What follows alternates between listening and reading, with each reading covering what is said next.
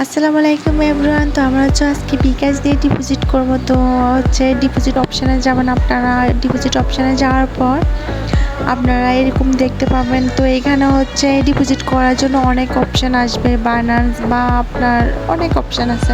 তো আপনি যেহেতু আমরা বিকাশ দিয়ে করবো, তো আমরা বিকাশ সিলেক্ট করলাম। তো আপনারা কত ডলার ডিপোজিট করবেন, তো এখানে ডলারটা সিলেক্ট করবেন। তো আমি $10 সিলেক্ট করলাম। করার পর এরকম আসবে। তো আমরা নাম্বারটা প্রথমত কপি করব। কপি করে আমরা ক্যাশ আউট করব। ওকে, মানে এখানে যত অ্যামাউন্ট দেখাচ্ছে $10 ফিক্সড অ্যামাউন্টটা আপনাদের বিকাশে থাকতে হবে। ওকে, ফিক্সড অ্যামাউন্টটা থাকার পর আপনি বিকাশে টাকাটা ক্যাশ আউট করবেন।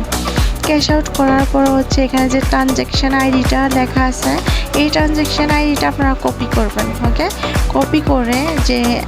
কপি করার পরে আপনারা ব্যাক করে এইরকম অপশানটাতে আবার যাবেন। যাওয়ার পর এখানে আপনারা কপি করাই ট্রানজ্যাকশান আইডিটা পেস্ট করে দিবেন, যেমনটা আমি দিয়েছি। তারপরে কনফার্ম করে দিবেন। তো সব কিছু আমাদের হয়ে গেছে। তো এখানে কনফার্ম হয়ে যাওয়ার পর আপনারা ওয়েট করবেন। ওয়েট হওয়ার পর আশা করি আপনার ডিপোজিটটা অ্যাড হয়ে যাবে।